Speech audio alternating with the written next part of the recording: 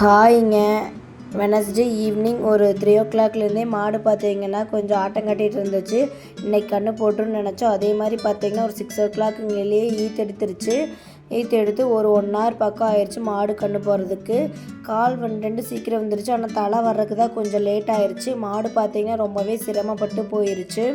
கன்று போட்டதையுமே நாங்கள் வந்து பார்த்திங்கன்னா கொஞ்சம் பருத்தி கொட்டையும் கரும்புச்சக்கரையும் மிக்ஸ் பண்ணி ஒரு சட்டி நிறைய வச்சுட்டோம். சாப்பிட்டுட்டு அதுக்கப்புறம் கன்றுக்குட்டியெல்லாம் நக்கி க்ளீன் பண்ணிடுச்சு. அதுக்கப்புறம் நான் வந்து பார்த்திங்கன்னா ராயம்பி கம்பளி காய்ச்சி எல்லான்னு சொல்லிட்டு அந்த வேலையை தான் செஞ்சுட்டு இருந்தேன். அதுக்கப்புறம் பார்த்திங்கன்னா இருட்டும் ஆயிடுச்சு. ஸோ கொண்டு போய் உள்ளே கட்டிடலாம் லைட் வெளிச்சத்தில் அப்படின்னு சொல்லிட்டு மாட்டுப்பட்டிக்குள்ளே தான் கொண்டு வந்து கட்டியிருந்தோம். மாட்டை கொண்டு வந்து கட்டிட்டோம். ஆனால் கன்றுக்குட்டி அங்கேருந்து கொண்டு வரதுக்குள்ள சரியான கஷ்டமாக போயிடுச்சு. ஒரு 2 ஸ்டெப் வைக்கிது, அதுக்கப்புறம் படுத்துக்குது. அதுக்கப்புறம் தூக்கிட்டு வர முடியல. எப்படியோ ஒரு ட்ரை பண்ணி கொண்டு வந்து உள்ள சேர்த்திட்டோம். அதுக்கப்புறம் ராயம்பளையும் கரும்புச்சக்கரையெல்லாம் ஊற்றி சுடு தண்ணி கொண்டாந்து ஊற்றி நல்லா ஒரு பக்கெட் நிறைய வச்சங்காட்டி மாடு குடிச்சிட்டு அதுக்கப்புறம் கொஞ்சம் வறுத்தட்டு போட்டோம், தின்றுச்சு. அதுக்கப்புறம் கன்றுக்குட்டியும் ஊட்ட வச்சுட்டு நானும் மாமாவும் பாலில் இது கறக்கலை, கன்றுக்குட்டி கலவாக தான் இருந்துச்சு, ஊட்ட வச்சுட்டோம்.